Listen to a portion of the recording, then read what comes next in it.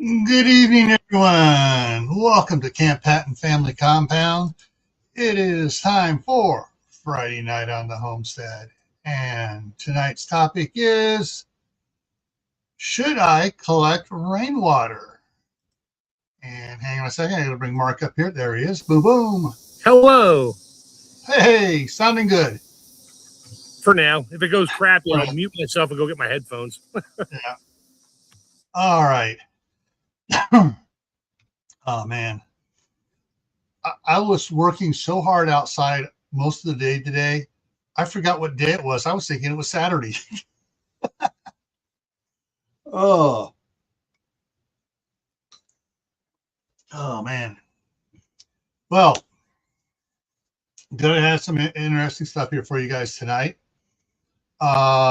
including a little tidbit here. Let me go ahead and bring that up here first. Let me start out with that. Okay, bring that up. Boom. I love the way AI does this. I type, is it legal to collect rainwater in Idaho? No, it is not illegal to collect. I didn't ask if it was illegal. I asked if it was legal. And of course, anyways. Yeah, it's gotta flip it, make the negative look positive. Yeah.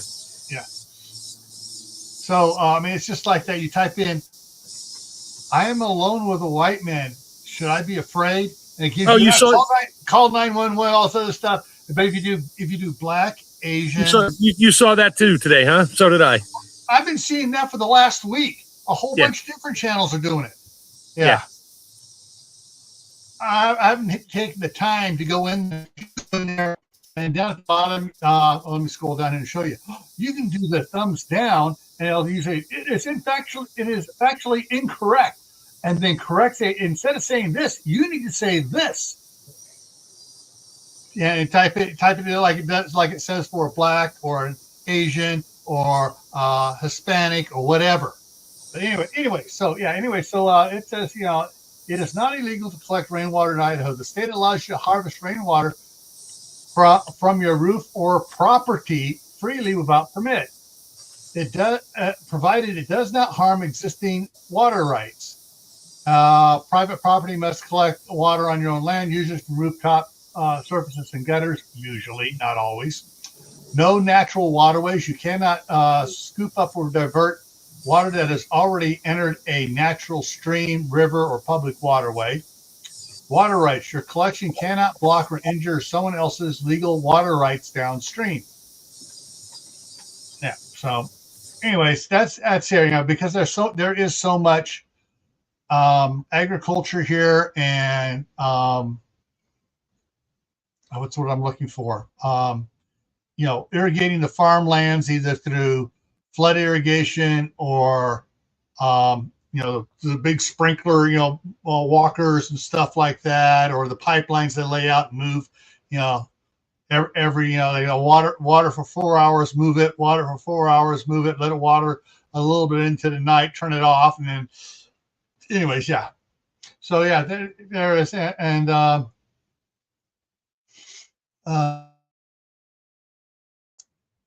yeah. So there's different states. Some states are trying to say no, you can't collect water off your roof. It belongs to us. The federal government says no, it does not. It belongs to them. Any water falls on their property is theirs. So and then of course they've had people. Well, if a stream flows through their property, they can't dam up the stream, and that goes. And of course, that goes to the federal law about that. So, anyways,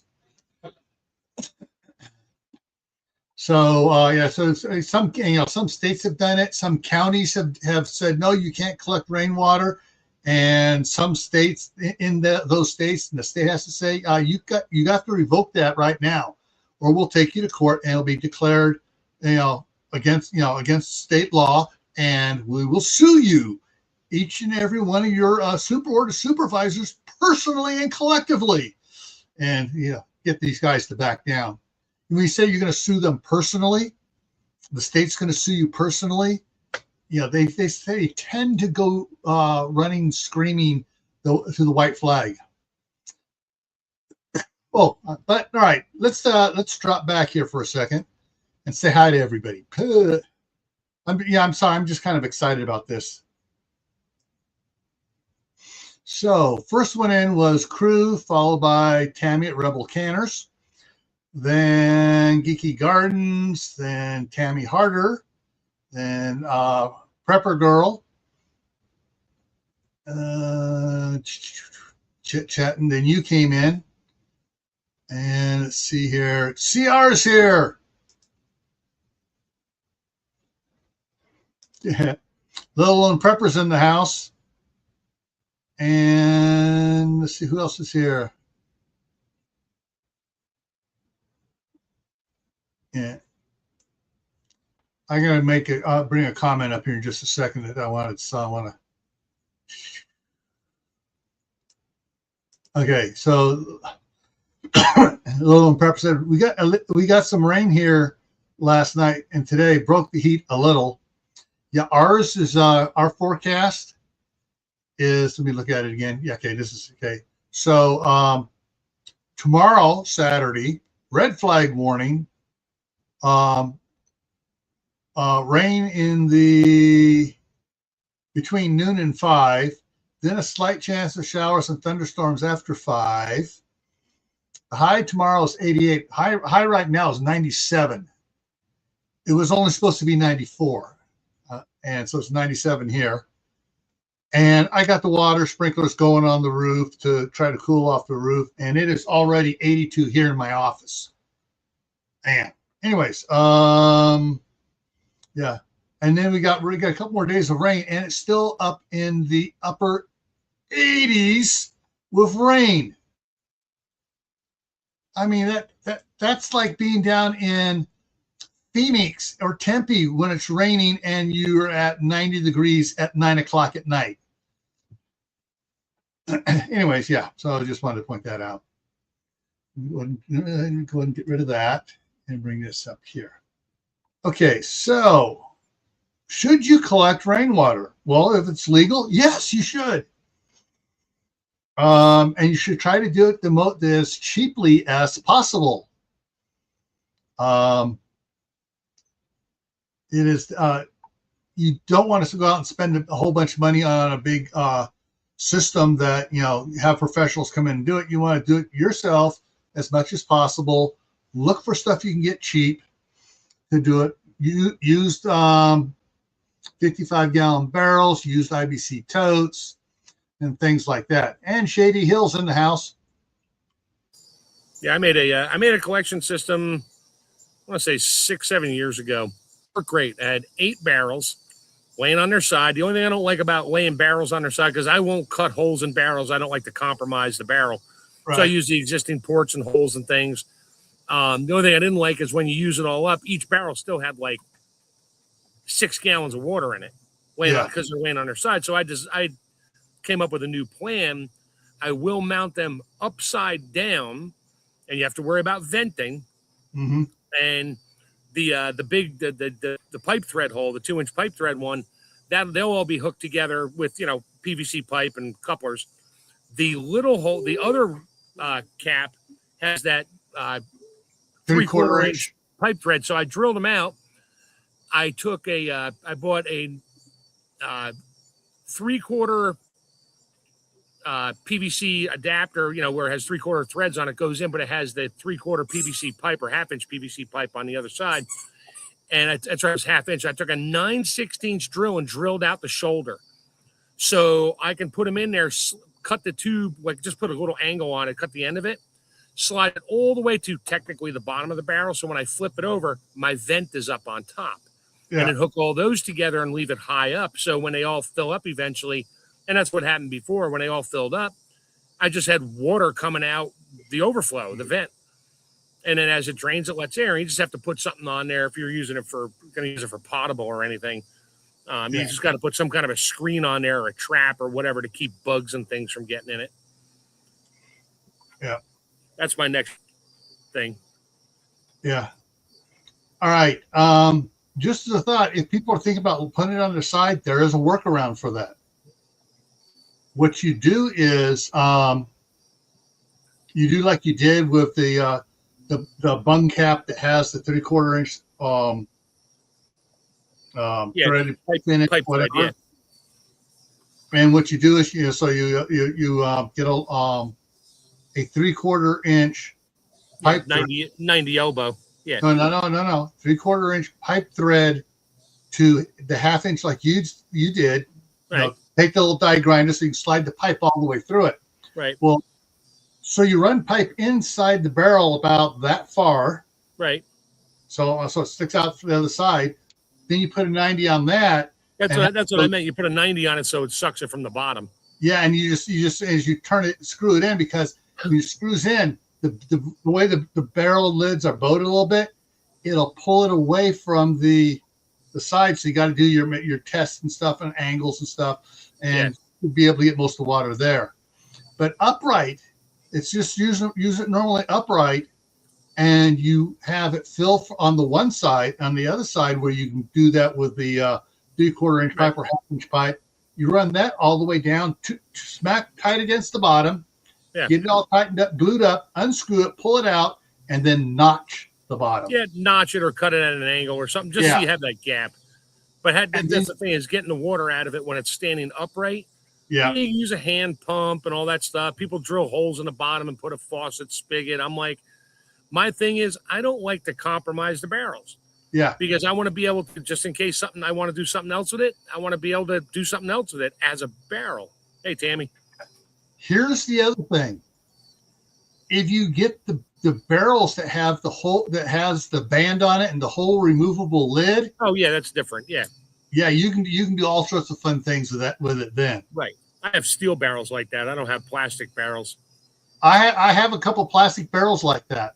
Yeah, you can get the ones. You can get the 40-gallon or 30-gallon ones that were from like olives and stuff. That big screw down cap on it. Yeah. You can do things with those. Yeah. Good luck buying a spare cap after you compromise the cap, though. Oh. I those 2-inch bunghole things. I have all sorts of them. No. I meant the big ones for like olives, where it's like a 18-inch diameter screw down lid with a gasket. Yeah. Okay. The other thing the biggest part about collecting rainwater is going to be the cost of setting up a system. And if you get stuff for free, free barrels all the time. Get them. Just make sure what they had in them and what you're going to use them for. The barrels I used, try not to use a clear barrel or a white one, because you'll have to paint it, because sun will get in there and turn it to algae. I had that problem. I got a fix for that. Yeah, I know, paint it. Anyway. No, not even paint it. Simpler. Cover it. No. Get a short piece of copper pipe and drop in there. Oh, okay. Anyway, it causes an effectant that kills the algae. Yeah, the barrels I used were from the dealership. They had windshield washer fluid in it. I pulled out the SDS sheet. It was alcohol and a little bit of blue dye. That was it. Yeah. And that's all that was in there. So I just rinsed them out real well. Now they've been full and empty so many times now, they don't smell like anything anymore. Yeah. But I only use that for my garden. If I had to, I could flush the toilet, stuff like that. Would I drink it? Maybe if I ran it through one of my Berkey filters or something. Yeah. Let's take a look at some pictures here. So this is the picture on the thumbnail. That's money right there. That's money right there. Unless you find someplace, people, I've heard about people posting and stuff where they pick these up for $50. And, so some of them rode in the backs of trucks. Some of them had other chemicals in it, and you never really know. Yeah. But interesting thing on this here, they got both these on the same gutter. I'm noticing on the deck there's a gutter above the deck, and I'm looking at under the deck on the ground, and I don't see enough. It's like, guys, you only need anyways. Whatever. But interesting thing is, so this white elbow here with the short piece of pipe on it, that's the overflow. Right. They draw from the bulkhead fitting on the bottom where they have a quarter turn valve on it. On the other side, they've put a hose bib on it. On the other tank, on the other end down there. Well, that's your overflow. It's also your soil, your purge tank. because when, like, depending on what you're using it for, if your roof is dirty, birds poop on it, everything. So, and all the grit falling out of the sky and whatever else is falling out. When it first rains, there's other things where if you look at the tube on the side of the house there, he's got the air gap and all that. A lot of people will put a piece of 4-inch PVC coming down all the way to the bottom with a cap on it or a valve. But you got to make sure you drain it after each rain, because that's where all the dirt and the grit and bird poop and stuff, that'll go there first. And then it overflows out of that and goes into your tank. It's not clean and potable. Plus, you got tar shingle roofs. Yeah. So it's got a metal roof. That's another story, but you can still use it. That's what I used. I mean, I used it for watering my gardens for like 2 years. And then it fell down on me because I didn't build it properly. But yeah. All right. So let's take a close look up at that screen thing there. And this is a different one, but same thing. So it's open. So the water comes over, flows down, leaves and stuff come off of it in bigger chunks of whatever, and then the water goes down into your system. Since I've cut down all my just forgot the cottonwood trees, I have had no leaves show up in my gutters at all. However, I do have 4 willow, not weeping willows, just willow trees in the back, but they are the opposite direction from where the wind blows from the house. So the wind's blowing away from the house towards the trees, and the leaves into the neighbor's yard. Or should I say the neighbor's pasture. And speaking of neighbors, one of my neighbors, it's dark out, just decided to cut his grass with some obnoxious lawnmower now. Yeah. All right. So CR asked the capacity of these. Let's go back up. So these here are, if I'm just trying, okay, let's see. They look like 500-gallon ones. Oh, no, more. Well, it depends on how deep they are. If they're sitting on the ground under the rock there, then they're like 750s. Yeah, I'm trying. I can barely see here on my big screen, my big 40-inch screen here. And it looks like it says 750 on it. So, yeah. But I've also seen some of these people get some of these that are like 1,500 gallons. And so you have very little space from the top of your house to go into the tank. There's people that live, that have homesteads and that. They have like 2 1,500-gallon tanks, and they're far away from the roof or whatever, usually in a barn to keep them from freezing. Yeah. And they use gravity, whatever, to feed it up, to fill it up. And then they have pumps and whatever to get the water out. And they use them as cisterns. Yep. All right, let's go to the next picture here. All right, that's that one. So so that'll keep most of the big stuff out. Sticks, leaves, bird feathers. Large stuff. Yeah. Yeah. This is mine. One of mine. So what I did is I took the gutter, the downspout down, put the IBC toad in there, and pulled the heat tape up out of everything, measured it. This goes about 4 inches into the tank. I cut a square hole in the tank and a round hole in one of the corners, and I put the tape back through the downspout, the excess down here into the tank. If you have a good thing, you can see it, but probably not. There's a black cord coming out, going over to plug into the remote controller for turning on and off the heat tape. And then I just put 3 screws back in it up there, and the rain comes off the short side of the house into this one container. Down at the bottom, I got a 2-inch cam lock, and has 2-inch pipe thread on it. Adapted it down to 1-inch pipe. You can see the red valve there at the bottom there, but that goes over to the other side of the house. I'll show you that one in a second. That garden hose is just part of the power soaker hose, because I'm moving things around because I'm going to be getting the fiber optic coming up just outside of camera shot here to the left. Okay, this is the back, and up on the 3/4 away towards the right, just to the left of the ladder, you can see the black ABS pipe. That I redid the downspout there. It has heat tape going up and down it, and but it has it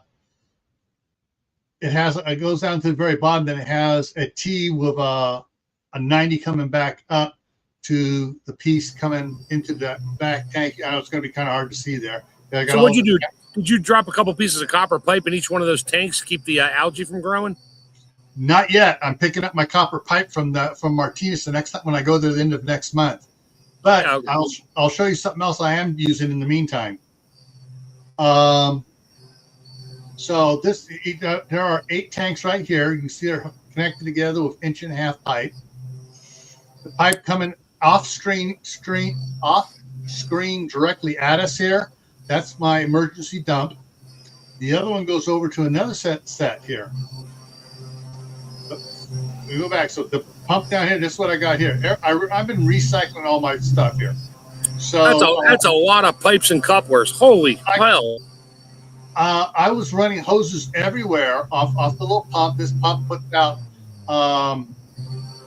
1,500 gallons an hour. Oh wow, that's a pool pump, or one of those ones that you have to prime it to get it running. You got to prime it, but it's a transfer pump. What you can see, the first thing you can see to the right of it is a filter, a screen only, right? And the next one is a screen only as well. So I go out there, I just pop it off, pull the screen out, hit it with a hose, blow all the algae off it, put it back on, do the next one.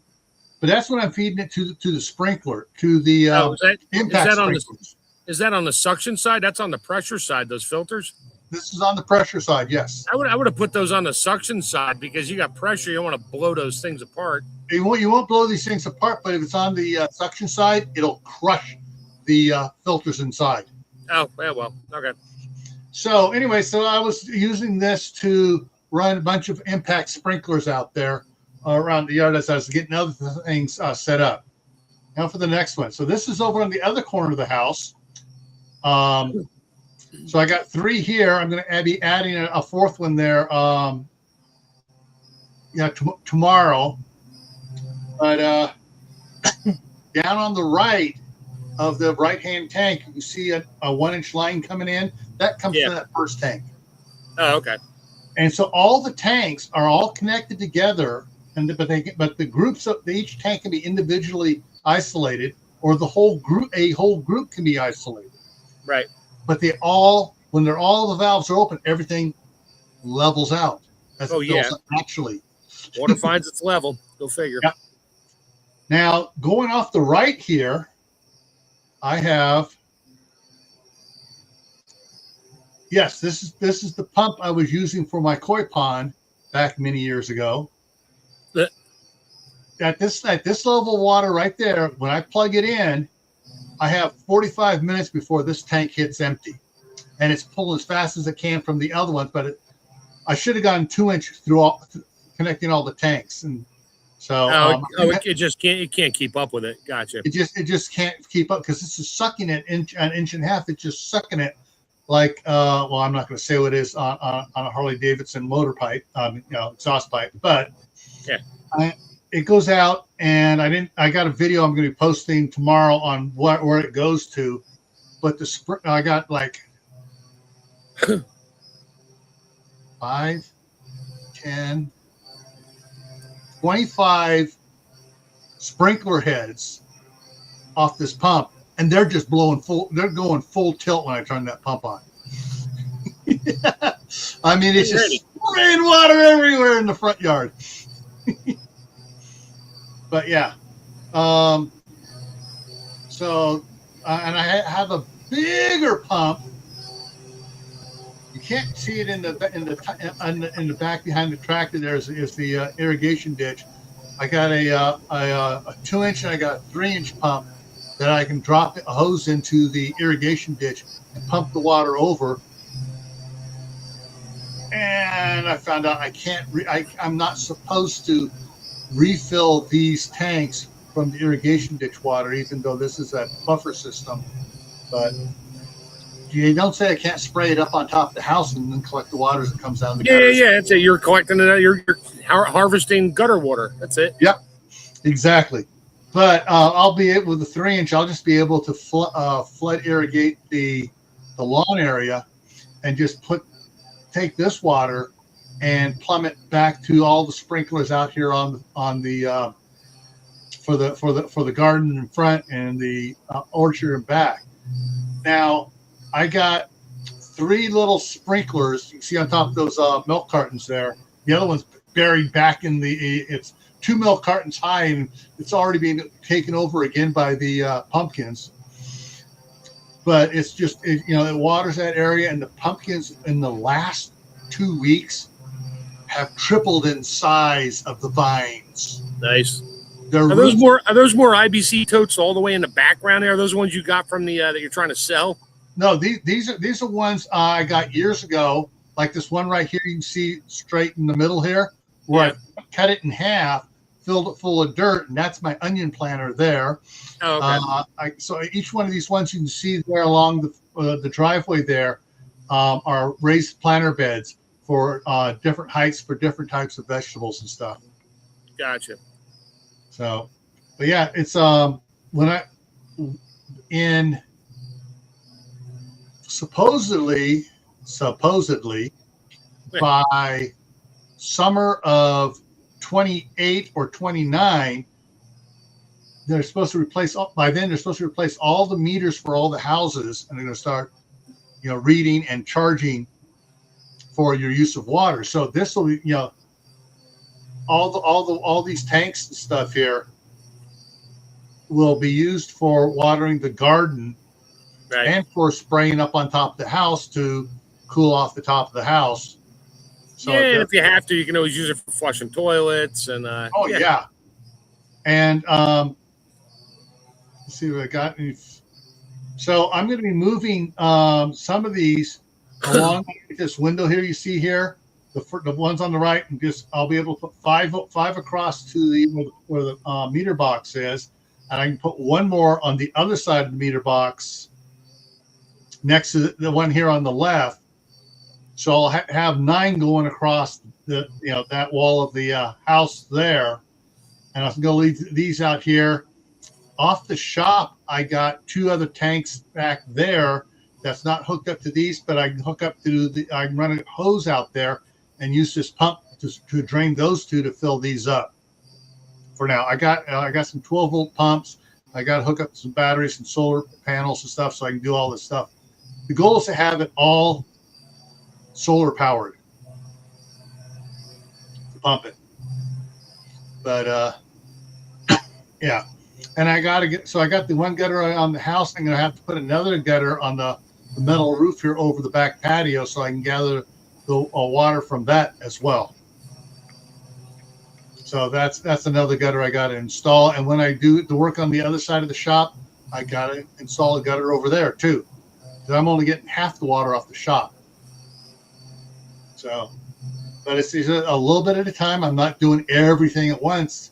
I just do a little bit more each time.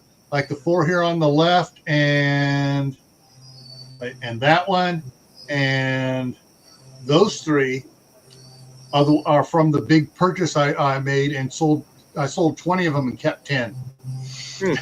So, yeah. But yeah, if IBC totes are great. Like the thing is, these opaque ones, you got to worry about algae on them. But I found out if you put a bunch of copper in there, it kills the algae. So I'm going to drop 2 pieces of copper pipe in each one of these. So I got a bunch of scrap copper pipe just sitting there in Martinez. Yeah, you might want to tie a string to them so that way when they get, because it's like a what do they call it when you have 2 different metals and all that stuff, but they'll get crud on them and they won't work anymore. Yeah. What I'm going to do is, all right, so these are 47 inches tall. That's to the very bottom of the tank.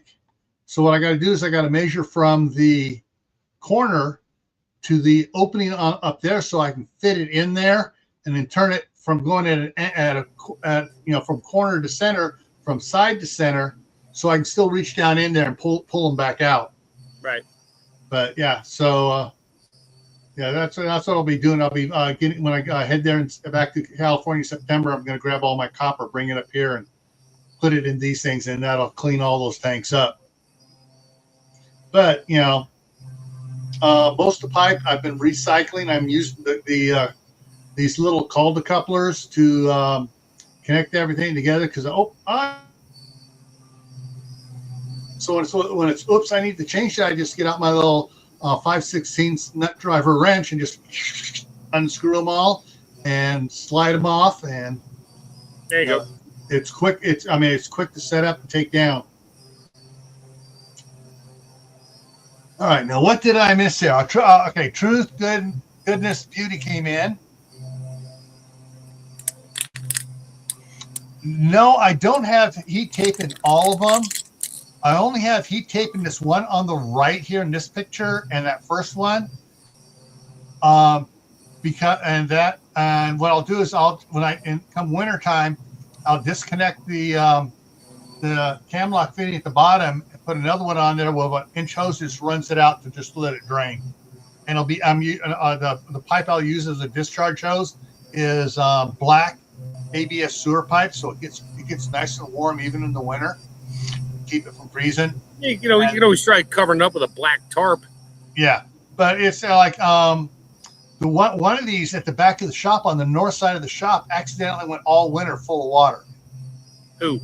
Did not break anything. Did not crack anything. Well, obviously it wasn't completely full. Oh, it was full. It overflowed. Oh wow. Yeah. So So these tanks are fairly decent when they're brand new as far as strength wise. But so the two in the front, I'll just the heat tape just goes in there so the downspout doesn't freeze. The other one here, go back to it here. This black ABS pipe coming down is my downspout. At the bottom, there's where it gets through the cement, there is a T. Well, one part of the T has an elbow coming back up the fill. The other one goes into the ground and comes out behind where I'm standing off to my right. And that's a 3-inch pipe going out there that's buried, and it has a 3-inch ball valve on it. Well, come wintertime, I open that ball valve up and the entire line drains and no water is going into these tanks here. I just got to, drain the tanks and I'm good. I leave like 3-4 inches of water in the bottom, no problem, so long as the valve's open, and it'll be, you don't have to worry about the expansion breaking anything. Just basically, I'll just disconnect the fittings from them, just pull it back a couple inches and leave them open for the winter. But it works good. I've got some more things going on it to change it around here as I learn more each time. I have a video I recorded yesterday, which I'll post tomorrow, showing some of the other lines and stuff that I got out there watering the Lombardy poplars and the blue spruce pine trees.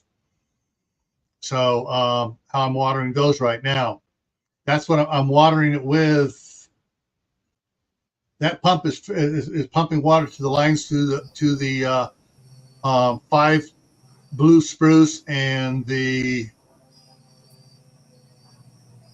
13, 14 poplars out there. Yeah. But what I can also do, I will be doing later on. Let me get back to this one here. Off the backside here on the left set of tanks there, where you got that pipe connecting the two sides together, I'm going to replace that 90 with a T that I can put another small pump on and just run it to run the sprinklers out here in the orchard. I'm gonna have to stay on mute for a few minutes. I got neighbors with this. I got another neighbor lighting fireworks off and a dog barking now. Come on. Jeez. Let me check here. Anything? Okay, and I'm looking at the comments here. So here's Okay, what do I do when I reach max capacity? overflows. I got several things to do. If this fills up, the first thing I do is I go over and I turn on. Oh, wrong way. I turn on that pump, and it'll drain the tank. I turn on the pump for a half an hour, turn it off for a half an hour, turn it on for a half an hour, turn it off for a half an hour. Turn it Where on you for pump? Where you pumping it to? Out in the field? No, I'm pumping this through sprinklers on the front yard, on the trees and the lawn. Even in the pouring rain. Oh, in the pouring, we don't have pouring rain in the summertime. Well, Very okay, rare. so say it rains and it's going to keep raining and the tanks are full and they're overflowing now. Do you just turn the pump on and water the lawn anyway, even though it's pouring rain out? What I have just outside here on the right is when it gets the lawn, I have a T with 2 valves on it. I'll just open one valve there, and it'll just start dumping water on the lawn there, which the water just goes right through the soil there, and going back. Oh, wrong way. The pipe over here on the left side of tanks coming out towards us, that goes out on the lawn farther down, and I can open it up and just dump water out there.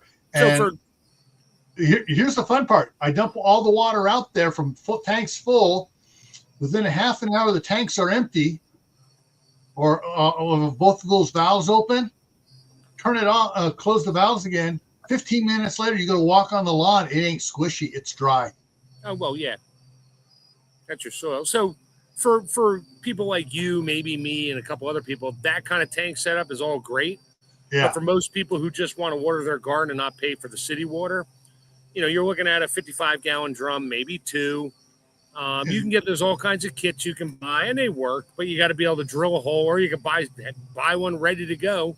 Yeah. And you got to hook it to your gutter and all that. I mean, there's things you can do for a single barrel for watering plants on your balcony, Exactly. But if you got like a detached garage with gutters on it, you get 2 of these tanks, one for each side, and run a garden hose from the one tank to the other, so they balance to make them sure they all stay balanced, and then you just run water off the tee off the one tank through a little pump, so you get a little bit of pressure. And you take your garden hose around, water the garden.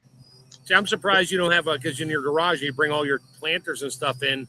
I'm surprised you don't maybe you will this year, bring one inside, fill it up. That way you have water to water your plants that you don't have to turn the faucet on, and it's in the garage. It's not going to freeze. Well, your plants are in there, better not freeze. If I get I have the gas outlet going towards the garage. I just got to put some more pipes up in there. Once I get the roof in the front corner of the garage, the part of the garage you can see under the awning there. When I get the ceiling inside done up and insulation up there, I'm putting a natural gas blow heater up there. One of those forced air heaters that just hang down like in a shop, and that'll keep the shop at 55 degrees. I don't want to keep it at 65 or 70. I'll just keep it at 55, maybe even 45, so nothing freezes. Because I can work when I go outside in the wintertime, I'm bundled up. Sometimes I have thermals on. If I'm going out in the shop, I don't want to go out there and start having to take jackets and stuff off because it's 65 degrees in the shop. Yeah. Let's see. Next comments. Cycle it. Yeah. Okay, what heat tape is, I did some videos on it a couple years ago. Usually on the eaves of a house where eaves come down, they run tape up and down, zigzag up and down the eaves, and they'll run it in the gutter. That melts the snow on top there and keeps everything melted in the gutter so that it flows down and off, so the snow doesn't come and break the gutters off. Yeah, and also some places you actually have to put one in your gutter because it'll melt on top, hit the metal gutter, and freeze again, and you get ice eaves and all ice dams and that. So I have all the way down your downspout, so that water drains out. Then you wind up with a giant block of ice at the bottom of the gutter. Yeah. So I have the zigzag on the back of the house. I have 2 lines of heat tape in the gutter. They go down the downspout. They go into the pipe and go about 10 feet into the pipe underground, and the rest of it's underground. And when it comes out the far end there, it has never frozen at the far end because the water coming out is warmed up enough and the ground temperature, and it just flows out. Yeah, and that. I mean, it's electric, so it uses electricity. I mean, you turn that thing on, you're just basically creating a dead short, and your meter is going to spin a little bit because they draw amps. They're not free. Yeah. Well, thanks. Once we get the solar system set up, it's going to be designed to be able to run all the heat tape on on the house has it on both sides. The shop has it on the side that you can see that blue roof on it and in its gutter and downspouts. So it's set. We want to be able to run all that, and the microwave, the toaster, the motor on the dryer because it's a gas dryer, the washing machine. Yeah, run everything if we ran everything at once, we would still with the panels would still be charging up during the peak time. So, right. And we're never going to run everything once. No. Well, back to water collection. Yeah. So that's heat tape.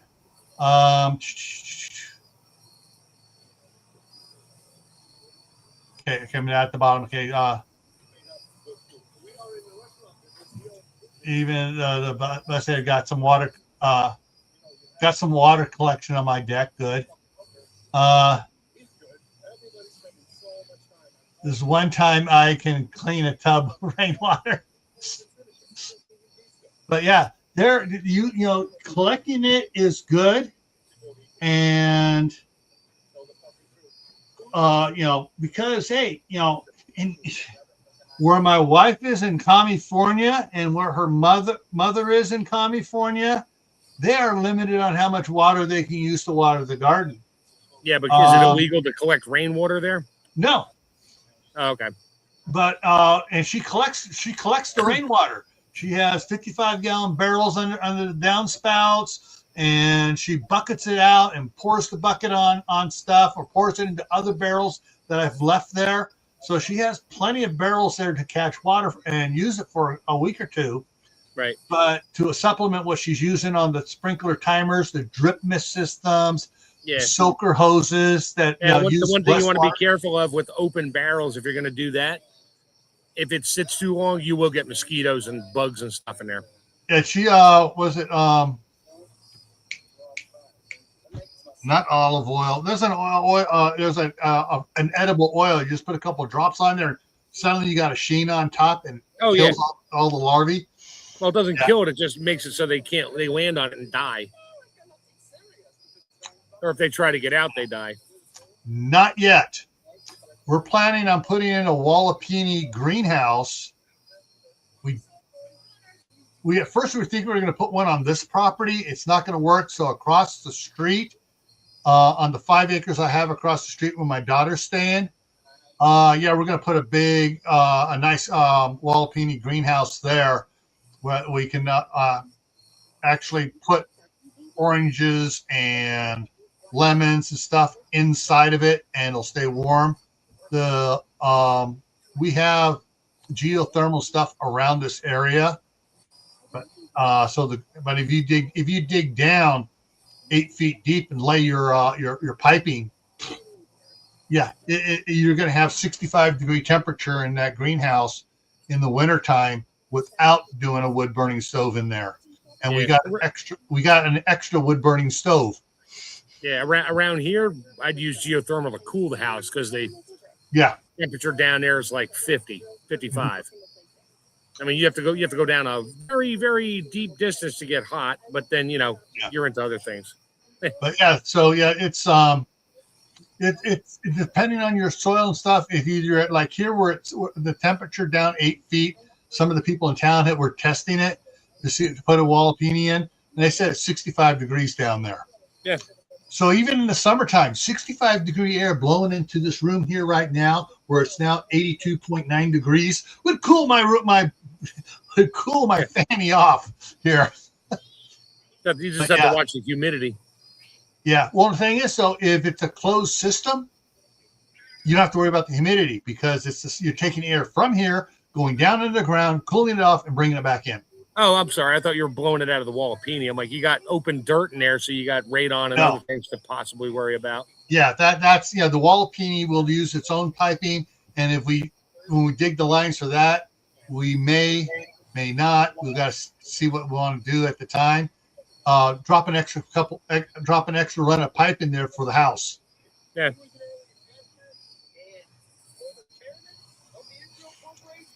All right. Kaylin says she's going to kick herself out of here. All right. So yeah, there's some for rainwater collection. If you don't have a bunch of weenie huggers, sorry,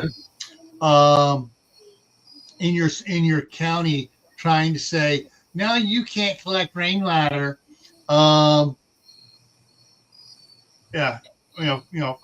call the state. They do. You say, hey, they're trying to stop me from collecting rainwater off my roof to use in my garden, so it's going to be going right down to the aquifer anyways. Yeah, which is always funny. It's like you're collecting rainwater off your roof, which just goes onto the ground. I'm putting it in a barrel, and I'm still putting it back on the ground. Except now I'm getting food out of it, but they don't want you growing food, so that's the problem. Yeah. No, they don't want it to soak into your ground. They want it to run off into the gutter, the street gutter to, yeah. Oh, I don't have street gutters around by me. I got culverts that fill up when we get a heavy rain. Yeah. So,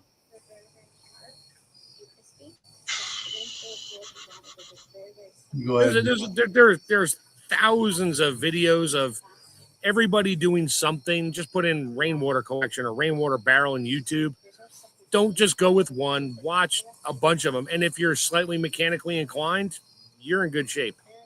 Now, there's a channel in North Idaho that, I keep reading the channel's name. Their son was in the military when they bought the property, and their other son's helping them out on the property up there. And when they first got up there, they had to get a couple of tanks that they buried to have their drinking water in, and they could go into town with a couple IBC totes, fill them up, come back out and fill those tanks up. So for at first, they made several trips to fill these tanks up, and then they were going like twice a week to fill the totes up to keep their drinking water full. Then they did a collection system off the roofs for the animals and for the garden. And then they finally got their well working, got a well dug down and got their water. So now they're on well water that's filling up their tanks. So they're no longer getting water from town, but so they can top off their drinking water, and then they can top off the animal water from the well tanks at night. And then they still have their pressure pump off the other one. So they always have, you don't have to worry about the well. If the well pump dies, they still have water there for several while they get it repaired.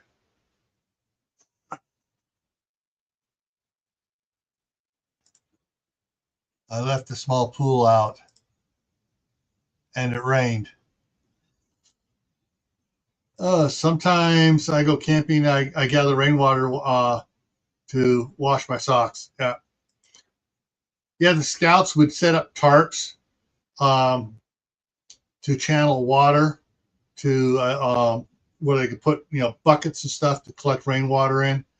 But sometimes when we go camping, they set it up. And I go, ain't gonna rain while we're up here, guys. Sure enough, that week it didn't rain. We're packing up. We're starting to drive home, and it starts pouring. That's the problem. You can never tell when the rain is going to come, when the water is going to come rushing at you. You mean the weatherman's not correct every day? The weatherman. The only job where you can get paid hundreds of thousands of dollars to be wrong on a regular basis and guess. Yeah. It looks good on the screen. So there was the high today was supposed to be 94. At 1 o'clock, it hit 95. So about an hour and a half ago, it hit 97. Jeez, and you're getting all the heat there. I'm getting it was like It only went up to like 75 today here. Yeah. Right now it's 68 on my deck. Yeah. This week was supposed to have two 60% 60 to 90% chance of rainstorms. The day before nope, clear and sunny tomorrow, no rain. It's like, what? Yeah. Yeah. That's like tomorrow it says 70% chance of rain tomorrow, then 80% chance on Sunday. And if I look at the time on the weather map, it's supposed to start raining at like 9 o'clock at night and stop at like 6 in the morning. And that's 90% for the day. I'm like, really? Yeah. So we got a little thunder boomer coming at us. And the next day, hopefully my buddy can come over here and Uncle Richard can come out. We can take these couple trees down. Yep. All right. So anybody have any questions that I didn't talk about here for you for water systems? All right. My mom had two 55-gallon barrels that they had given to them that were made for rainwater collection. Mm-hmm. So you unscrewed the lid off of it and it had a screen on there. So you set it underneath and it would just come and kind of the screen, you get to pop the screen off and toss the debris away and put it back on. And I did the same thing. I took some regular window screening, doubled it up, put it over the top of an open barrel and just put like 20. I had these extra thick, extra long zip ties. And I just put a bunch of those around it and just zip tied it on there and let the rain just hit it. And all the leaves and junk flew off. And it was double screen. It barely ever clogged. Yeah. Then I pumped it from there up to behind my shed where my 8 barrels were. Yeah. But that one she had 2 hose bibs on it. One about halfway up. Why? I have no freaking idea. Yeah. The other one down at the bottom. And it was a straight hose bib.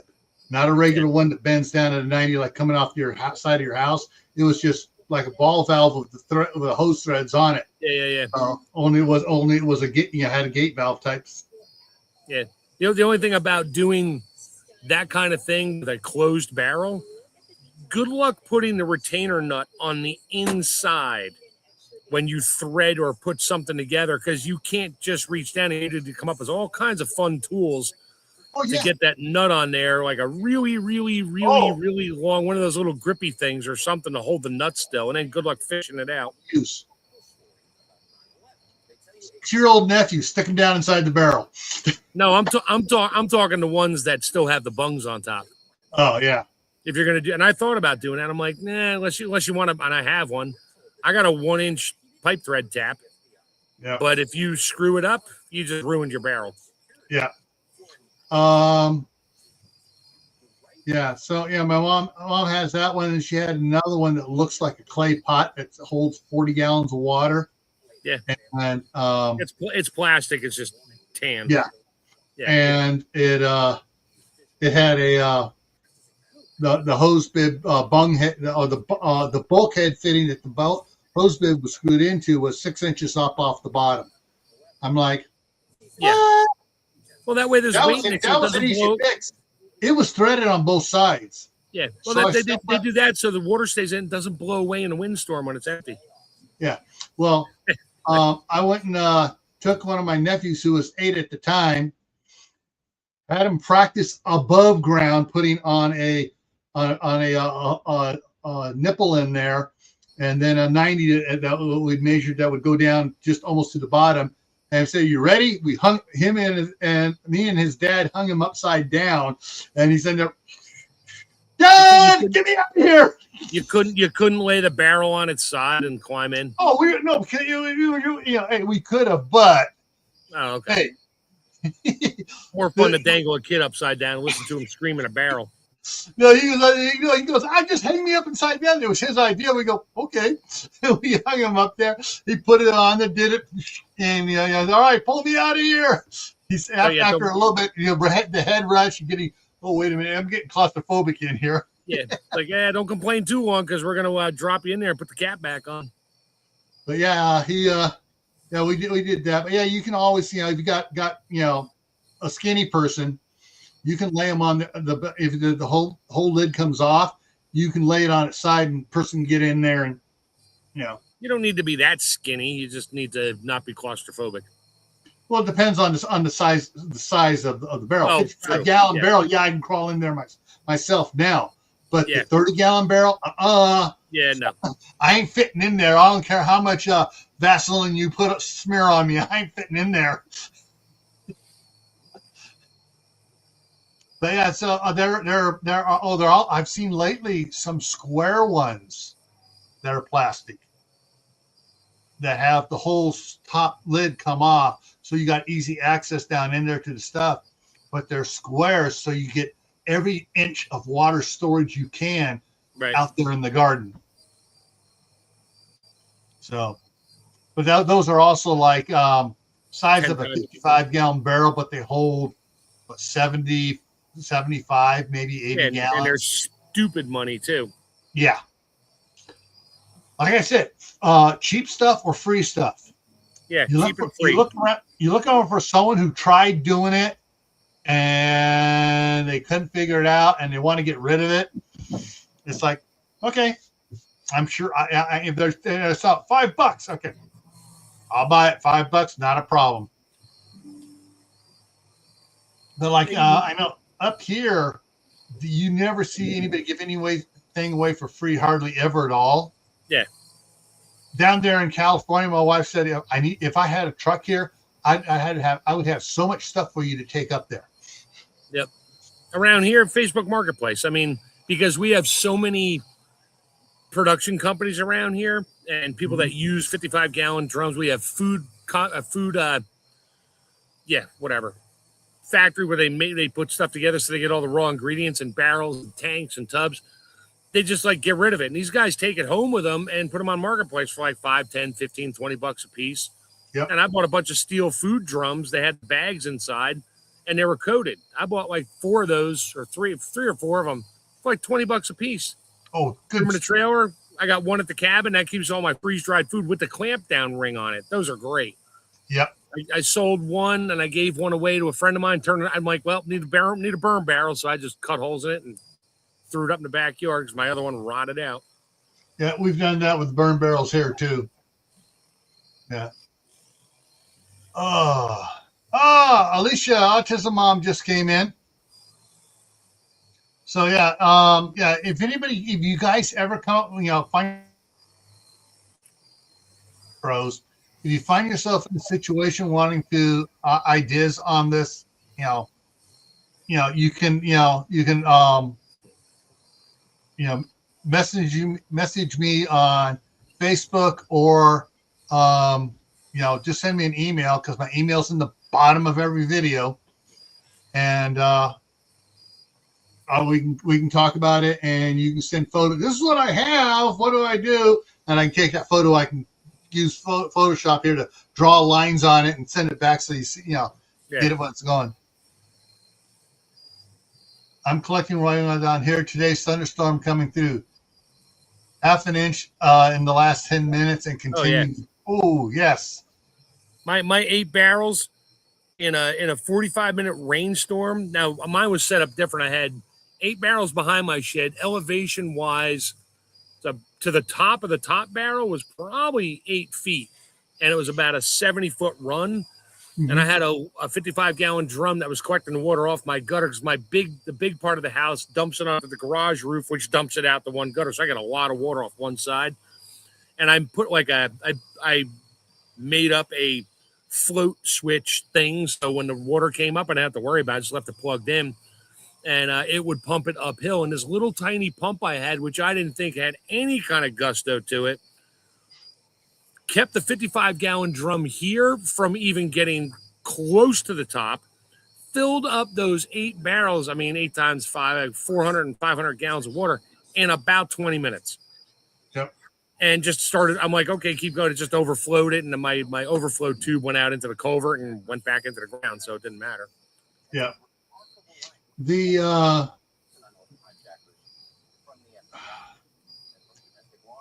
The thing too is when you're on your tanks, have an overflow spill somewhere for most of them. Like for my IBC totes, I don't have an overflow, but I got the two on either end of the lines of them. I can open up, and it just whoosh, and the water just goes. You can watch the water going down. Yeah, but how do you vent? See, my vent is my overflow. Well, see the lids, those shoot, I closed it. Did I? Yeah, the screw down lids, Oh, you I just leave did. it loose. Hang on, let me. Yeah, I mean that's your overflow. I mean, if you leave those screw lids slightly loose, Yeah. the air gets out, and if they overfill, it just squirts out under the edge of the lid there and just goes all over the ground. The lid just sits there and goes. Blah, blah, blah, blah, blah, blah. Now the ones I have the pipe coming into, there's like a 1/4-inch gap around that'll bubble out of there as well on this tank here, and the other one at the that one. So, and it just, that's why I got this one sitting up on cinder blocks until I have a chance to pour a concrete pad for it. Right. But yeah, it's I'm not too worried about overflow here because until I shut that valve and close that 3-inch valve for the back gutter, it's just it just goes out onto the lawn. Right. And when it does, if we get a big rainstorm on it, I'm probably not driving to Idaho Falls, so I'm going to be here, and I'll just go out and watch it. If it's filling up fast, I go, oh, all right. And I'll walk out there, and I will open that 3-inch valve and just let it go. But then the tanks will stay where they were at because it won't siphon out of the tanks for that main discharge from the roof line. But yeah.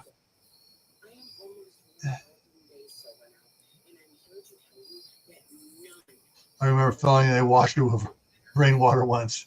Hey, you know what? Whatever it takes. Yeah. You just have to do it at least twice, if not 3 times. Do the wash, the suds, and then the rinse, and then another rinse. Yep. All right, Tammy, take care. I need to wrap it up here. So coming up here tomorrow on Gray Man Prepping for Survival Saturday, it's after AI takes over. What are your plans? Or as I'll say during tomorrow's show is after AI goes rogue and takes over, what are your plans? Yeah. Monday, back here for food preservation. And on Monday, it's canning myths. And we're going to set a few stories straight there on Monday. Tuesday, for Tactical Tuesday, is teaching kids situational awareness using games. That's one way to get the kids to remember things. The Midnight Ride. And then next Friday night here is grow what you eat what you grow.